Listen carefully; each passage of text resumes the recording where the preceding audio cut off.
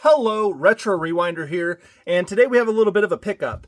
I was up in northern Indiana this past week visiting a friend of mine, and we took a little trip to Chicago, and I went to a few thrift stores up there. Didn't find a whole lot, but I did find something pretty interesting, and I didn't have this on video footage because in this specific thrift store, this is the only thing I bought. But inside one of their glass cases, they had a little case of Hot Wheels and cars for $12. So this case cost me $12. I did not do any research on these things, but here's the case. It's an old Hot Wheels case. But the reason I bought it is because there was actually G1 Transformers in here.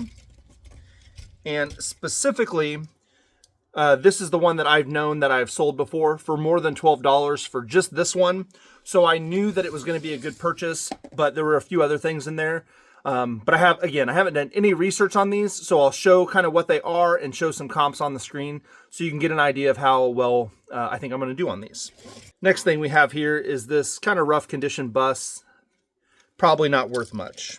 1976 Chevy. Next item is this little black.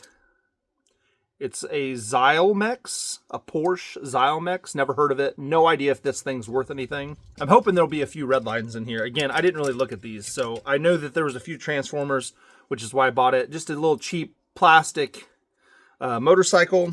1973 Matchbox truck. This is a Fastum from Kenner.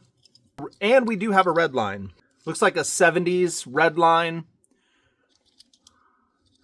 Pretty dirty. I think it'll clean up okay. There is some, there's some scratches and stuff, but even scratched up red lines, they can still do okay depending on the type of car. So we'll have to see how much this one's worth.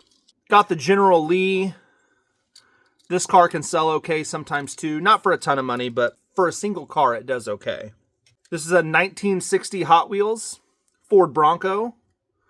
1973 Matchbox truck. Another Transformer. I don't know what this one's name is. I do know this one is missing the license plate though, so that one won't be as much, and it's missing a wheel. So I didn't notice the wheel at first. I knew it was missing the license plate though. This one appears to be in good shape. Again, I don't know which one this one is. So without trying to break it, somehow these legs come down, but I don't want to snap something off. In this case, did have a second layer, so there were 2 layers. And again, there's the $12 price sticker on it. We'll save the Transformers for last. Again, hoping for a couple more red lines. A 1974 with some homemade marker numbers for a race car. 1982 Camaro. A pretty plasticky, cheap-feeling Kidco car. A 1969 Matchbox. 1981 Hot Wheels Landlord. Matchbox Roll-O-Matics, like tanker car.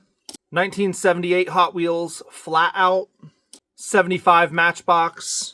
72 Matchbox Javelin. This is a Matchbox like space shuttle van thing. And lastly, the other Transformer is this police car.